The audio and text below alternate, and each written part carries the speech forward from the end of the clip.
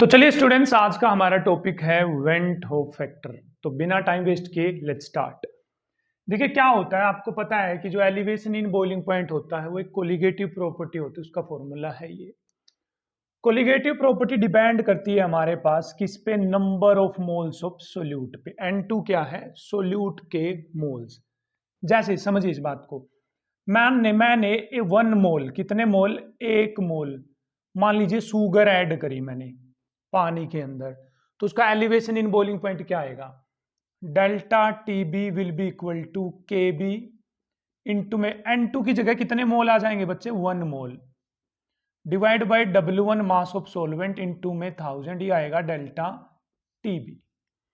अब मैं उसी पानी में 1 मोल NaCl ऐड कर रहा हूं, कितने मोल NaCl, 1 मोल NaCl, तो होगा क्या, तो डेल्टा टी बी निकालूंगा तो किसके कुल आएगा, K B that is number of moles 1, क्योंकि 1 मोल NaCl डाल रहा हूं ना, divide by W1 mass of solvent into में 1000, यह आएगा डेल्टा टीबी।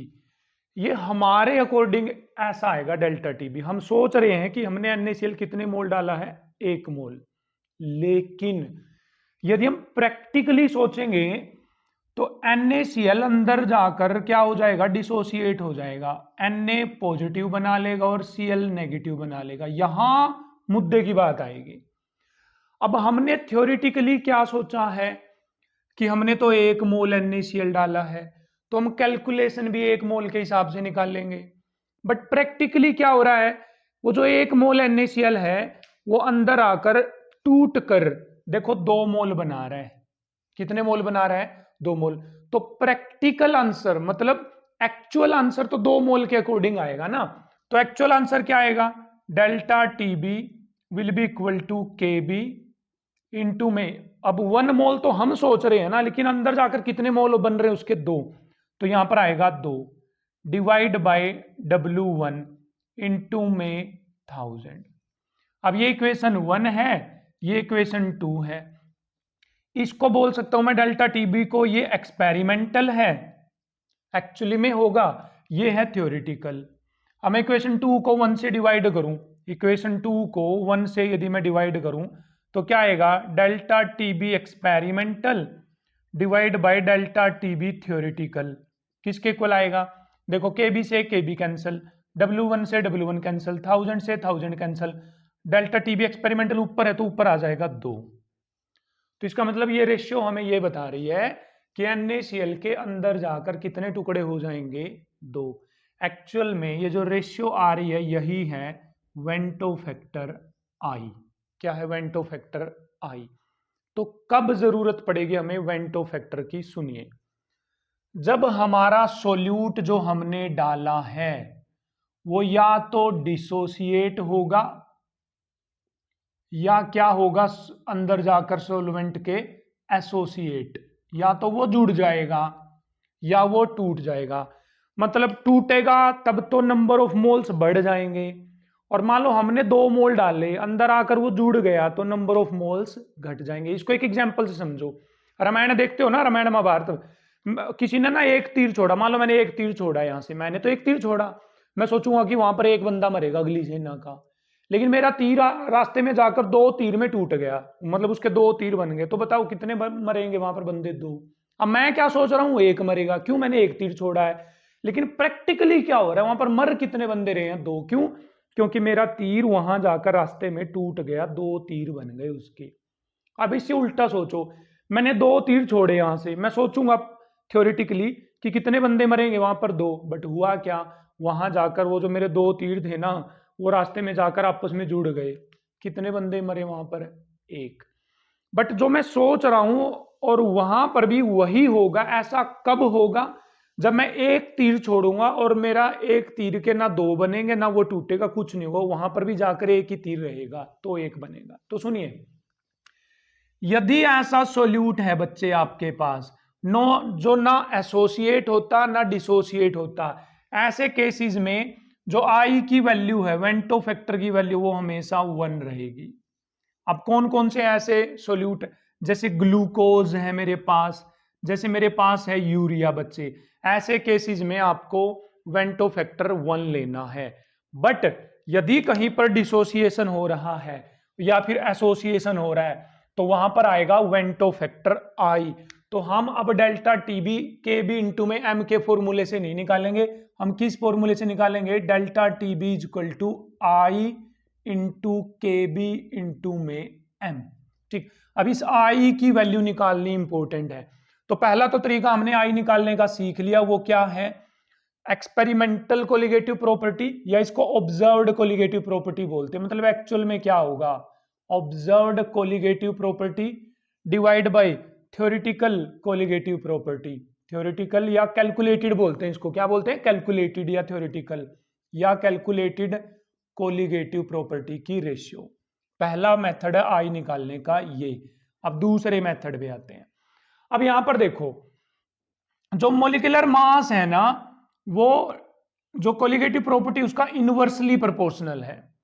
अब बोलो मास भी तो कम हो जाएगा। अब यहां NaCl है, इसका मास तो ज्यादा है, जब ये टूट जाएगा, टूटने के बाद तो मास कम हो जाएगा ना। तो इसका मतलब जो हम मास सोच रहे हैं, मास में भी गड़बड़ आएगी अंदर जाने के बाद।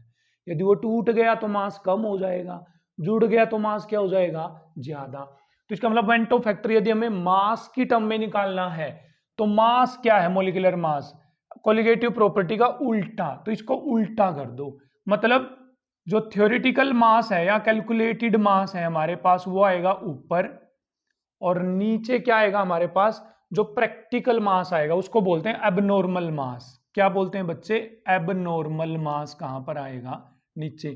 तो भी किसकी वैल्यू निकल जाएगी, वेंटो फैक्टर आई की। ठीक है, चलिए फिर अब कहानी पढ़ते हैं हम आई की। किसके केस में, जल्दी जल्दी करेंगे भाई, डिसोसिएशन के केस में आई कैसे निकालेंगे। तो पहला केस है फॉर डिसोसिएशन।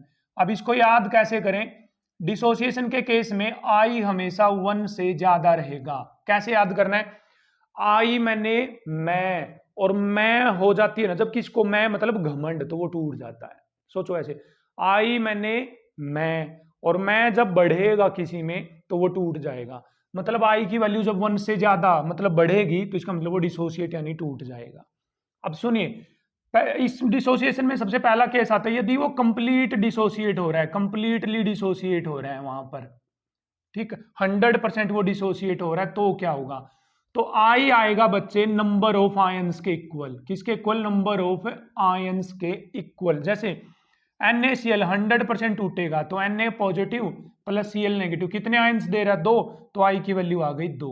जैसे कैल्शियम क्लोराइड मान लो 100% टूटेगा तो Ca2 positive plus 2Cl negative, कितने आयंस मिल रहे हैं, 1 और 2, 3 आयंस, तो आई की वैल्यू आ जाएगी 3।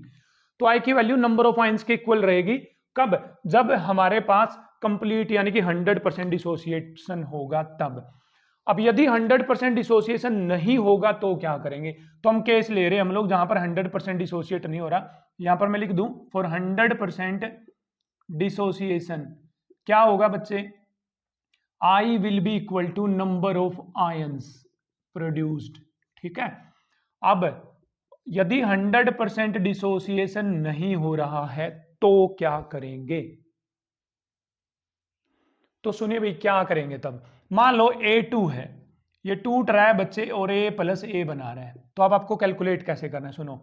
यहां पर आप 1 मान लोगे इसको शुरू में, उस टाइम पे ये 0 होगा, ये 0 होगा। 1 में से चला गया अल्फा, मतलब अल्फा टूट गया। अब इसके जितने टूटेंगे इसके इतने ही तो बनेंगे, क्योंकि आगे 1 लिखा हुआ है ना, 1 1 1। तो इसका एक जाएगा, इसका एक बनेगा, इसका अल्फा जाएंगे, इसके अल्फा बनेंगे, इसके अल्फा जाएंगे तो इसके भी कितने बनेंगे, अल्फा। तो बताइए आई किसके इक्वल था, एक्चुअल चीज लेनी है डिवाइड बाय थ्योरेटिकल।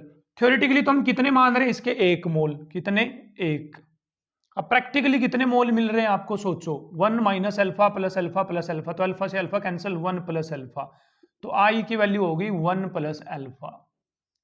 ये कब अप्लाई करना है, जब आपको 2 आयंस मिल रहे हो, टूटने के बाद कितने आयंस मिल रहे हो, 2। यदि 3 मिल रहे होगे तो क्या करोगे, ये लो 3 के केस में क्या करना है, A प्लस A, ये लो 1 0 0 0, 1 minus alpha alpha alpha, alpha से अल्फा कैंसिल, तो आई की वैल्यू कितनी आ गई, इनको जोड़ो, 1 प्लस 2 अल्फा है ना, 1 1 प्लस 2 अल्फा डिवाइड बाई ये 1 जो थ्योरेटिकली है 1, तो आई की वैल्यू आ गई बच्चे 1 + 2 अल्फा। अब इसका एक फॉर्मूला बना रहे हैं, देखो यदि 2 आयंस मिल रहे थे तो यहां पर आया 1 1, 3 आयंस बन रहे तो यहां पर आया 2। अब बताइए यदि n आयंस बन रहे होंगे, नंबर ऑफ आयंस कितने होंगे n, तो आई की वैल्यू कितनी आएगी 1 तो एज इट इज रहेगा, प्लस 3 था तो यहां 2 आएगा, 2 था तो यहां 1 आएगा, अब n है तो यहां कितना आ जाएगा n - 1 अल्फा। तो ये फॉर्मूला हो गया बच्चे डिसोसिएशन के लिए आई निकालने का। क्लियर है? ठीक है सर, बिल्कुल है। अब एसोसिएशन में आपको कुछ नहीं करना है, एसोसिएशन का फॉर्मूला मैं आपको चटक से बता रहा हूं, बिल्कुल मतलब फटैक कर देंगे हम लोग। ये किसके लिए अप्लाई करेंगे आप लोग? डिसोसिएशन के लिए। अब एसोसिएशन के लिए आपको क्या करना है, इसी फॉर्मूले में देखो कितना चेंज करना है, बस I = 1 प्लस इस n को कर दो 1/n, बस कहानी खत्म, -1 अल्फा। ये किसके लिए अप्लाई करना है? एसोसिएशन के लिए। और एसोसिएशन के लिए जो I है हमेशा <1 रहेगा। क्या रहेगा? <1। तो क्या केस हुआ?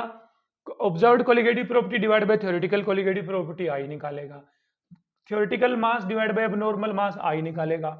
यदि डिसोसिएशन है तो I हमेशा 1 से ज्यादा रहेगा। 100% डिसोसिएशन है तो I नंबर ऑफ आयंस के इक्वल आएगा। 100% डिसोसिएशन नहीं है तो ये फॉर्मूला लगा लो।